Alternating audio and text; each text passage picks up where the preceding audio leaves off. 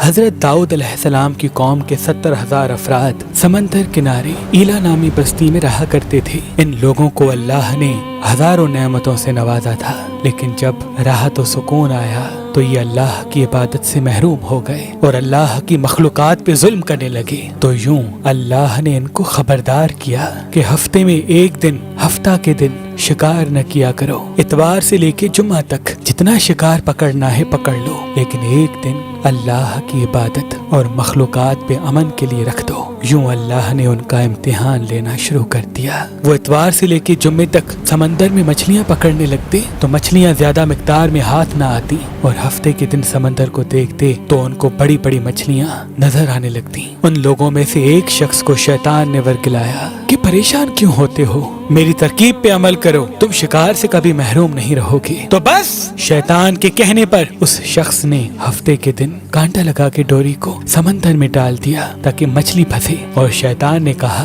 اس مچھلی کو تم اتوار کے دن نکالنا، اور یوں ہفتے کی حرمت بھی باقی رہے گی اور تمہارا شکار بھی ہو جائے گا۔ بس شیطان کی بتائی ہوئی ترکیب پہ ہفتے کے دن مچھلی پھنسی رہی اور وہ اتوار کے دن نکالتا اور خوشی سے کھاتا۔ جب آس پاس کے لوگوں نے پوچھا تو ان کو بھی یہ ترکیب بتانے لگا، اور یوں اس قوم کے کچھ لوگ ہفتے کے دن مچھلی پکڑنے کے لیے جال پھینکتے اور اتوار کے دن نکالتے، اور کچھ نے تو اس سمندر میں سے نالیاں بنا کے چھوٹے چھوٹے تالاب بنا دیے، کھڈے بنا دیے، تاکہ ہفتے کے دن جیسے ہی مچھلیاں یہاں سے گزریں تو ان تالاب میں پھنس جائیں اور ہم اتوار کو ان مچھلیوں کو نکال کے پکا کے کھائیں گے۔ اس گاؤں میں کچھ اللہ کے خاص بندے بھی موجود تھے جو کہنے لگے، اے لوگو، اللہ نے ہفتے کے دن شکار کرنے سے منع کی ہے۔ یہ جو تم جال پھینکتے ہو یا چھوٹے چھوٹے تالاب بناتے ہو، ان میں ہفتے کے دن اگر مچھلی پھنستی ہے تو یہ شکار ہفتے کے دن کا ہوگا۔ اللہ کے عذاب سے ڈرو، اللہ کی نافرمانی نہ کرو۔ وہ لوگ ان لوگوں کا مذاق اڑانے لگے کہ ہماری جو مرضی ہوگی ہم وہ کریں گے۔ اب ان بستی میں 3 گروہ بن گئے۔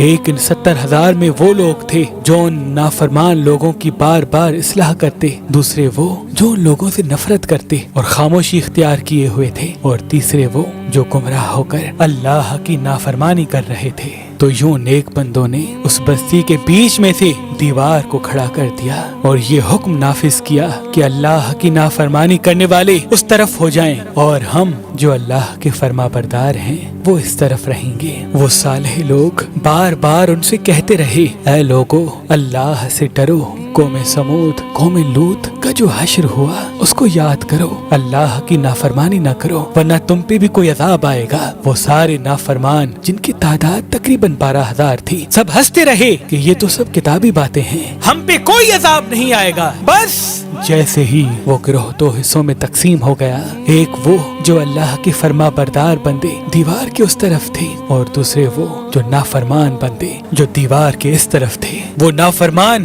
پوری رات ہنستے رہے، مذاق اڑاتے رہے، اور وہ اللہ کے خاص بندے دیوار کے اس طرف اللہ سے معافی مانگنے لگے۔ بس جیسے ہی صبح ہوئی، وہ نیک صالح انسان اٹھے، انہوں نے محسوس کیا کہ دیوار کے اس طرف سے کسی انسان کی آواز نہیں آ رہی۔ جیسے ہی دیوار کی اس طرف چڑھ کے دیکھنے لگے کہ سارے کے سارے وہ لوگ بندر کی شکل میں تبدیل ہو چکے تھے اور بندروں کی حرکت کو انجام دے رہے تھے۔